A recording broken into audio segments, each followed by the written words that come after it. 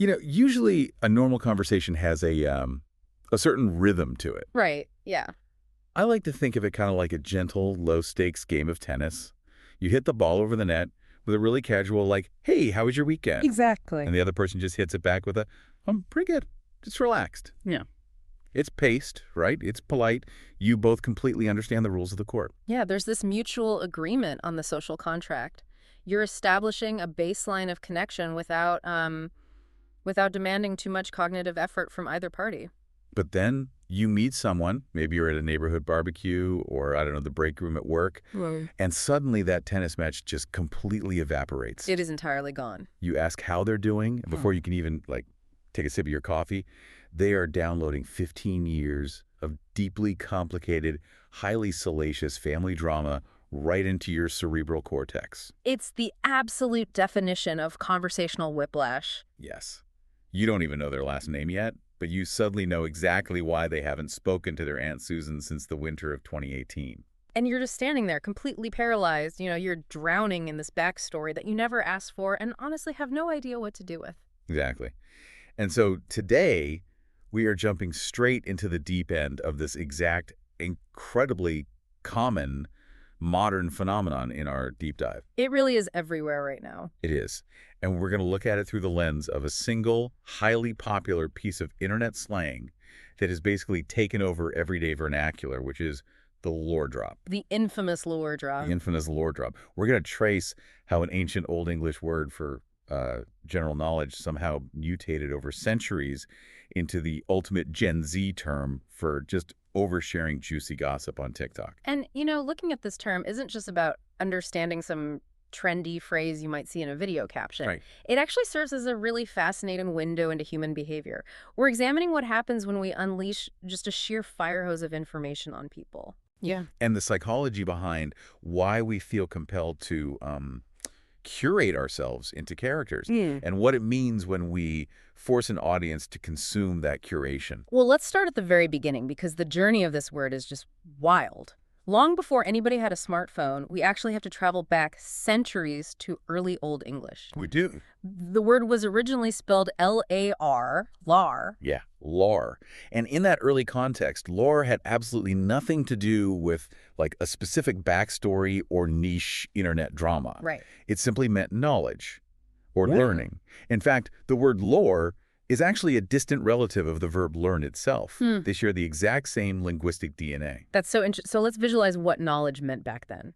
I kind of picture lore as this vast, unmapped globe of human understanding. Okay, yeah. Like it was everything a person could possibly know or learn just to survive. That's actually a really helpful way to think about it, because in an early agrarian society, the sum total of necessary human learning might just encompass a relatively manageable set of survival skills, seasonal patterns, cultural stories. Right, stuff you need for the harvest. Exactly. Yeah. A single village elder could feasibly hold a large percentage of that lore in their head. Wow. But as human societies evolve, language naturally has to compartmentalize. Because the globe just gets way too crowded. I mean, you can't just be a master of all knowledge once society starts inventing complex legal systems and advanced maritime navigation. Exactly. The sheer volume of information just expands way beyond the capacity of a single human mind. Right. We move from this agrarian existence into sprawling civilizations with specialized trades and sciences and detailed histories,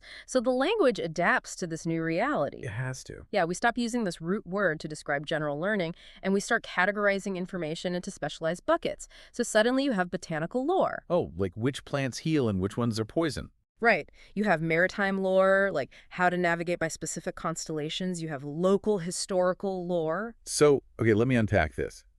The word basically shrinks from being the entire globe to being like the street view of one very specific neighborhood. Exactly. That goes from everything there is to know down to just a specific body of facts about a particular subject. It narrows significantly. It becomes a specialized domain. Which brings us crashing right into the 2020s. Because once lore became about highly specific subjects, the internet grabbed hold of it. And suddenly, the subject became ourselves.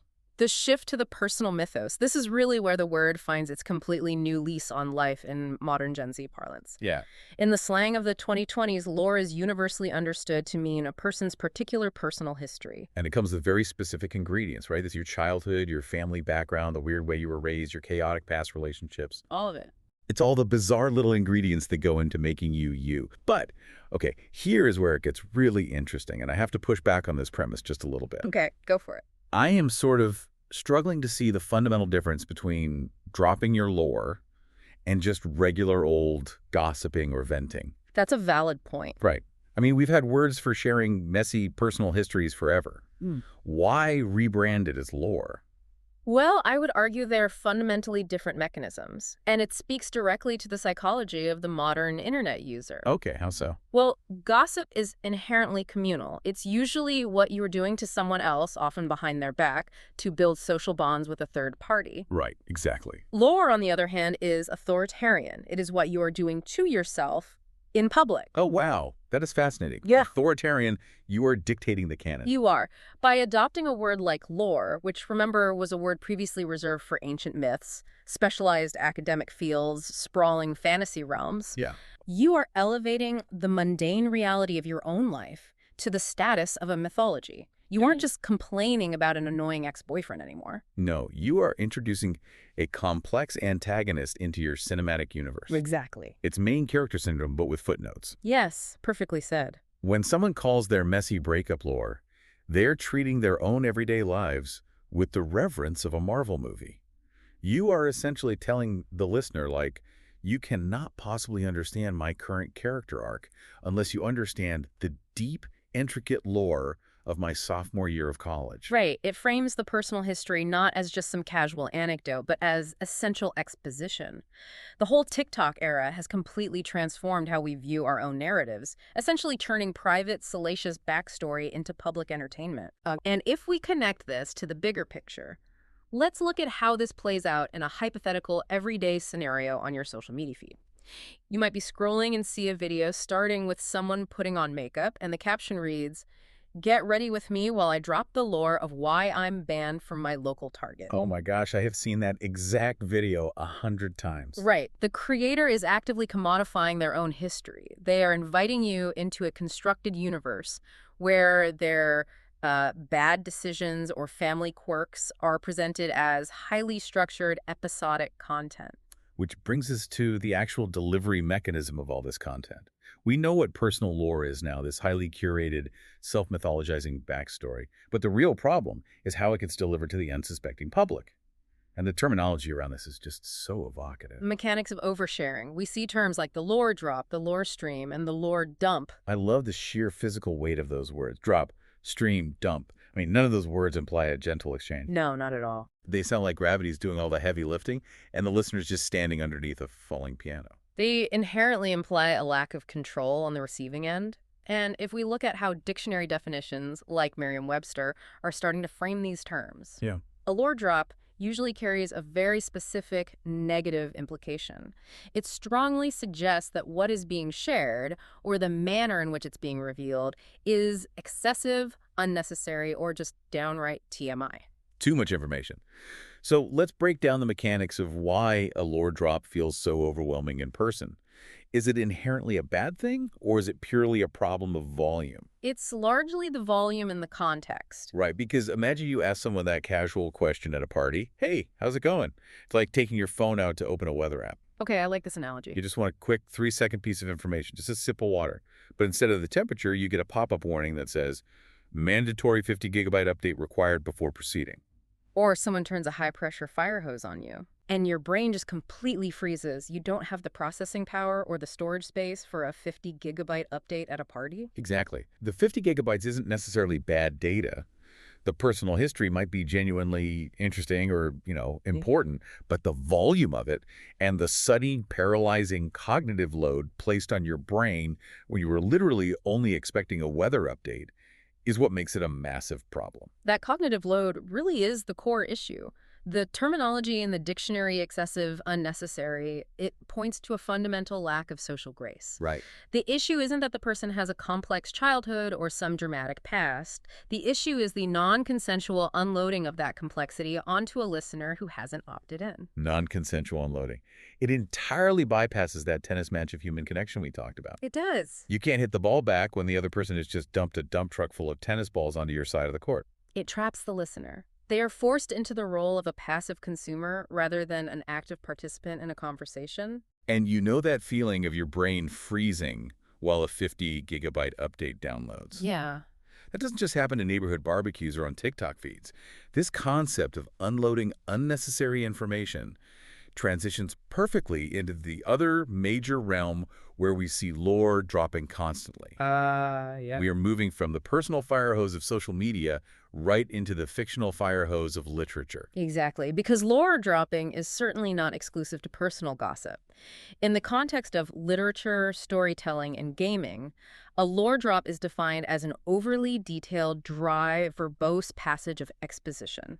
Ugh, the dreaded exposition dump. We have all been victimized by this as readers. We really have. It occurs when a text sets out far more knowledge or intricate backstory than the reader actually needs to understand the story. Yeah. It is incredibly common in fantasy literature, sci-fi, and online world-building spaces. This happens when an author falls completely hopelessly in love with their own creation. Yeah. I mean, they've spent 6 months drawing maps, figuring out magical systems, charting the lineage of ancient kings, defining the geography of a made-up realm. They've done all the work. Right.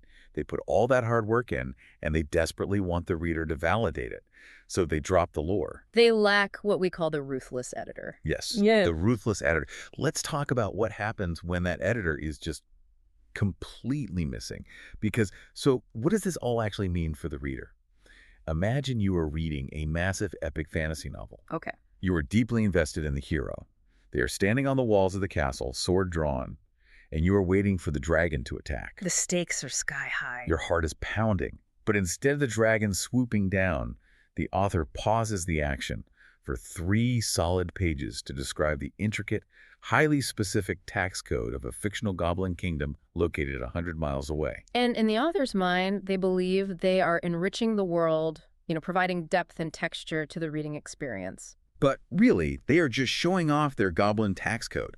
You do not need to understand imaginary marginal tax rates to know that a fire-breathing dragon is dangerous. Yeah. It completely stalls the momentum of the plot. It really does. The mechanics of the literary lore drop are absolutely identical to the conversational lore drop at a party. Getting cornered at a party is the exact same experience as reading a poorly edited fantasy novel. Exactly.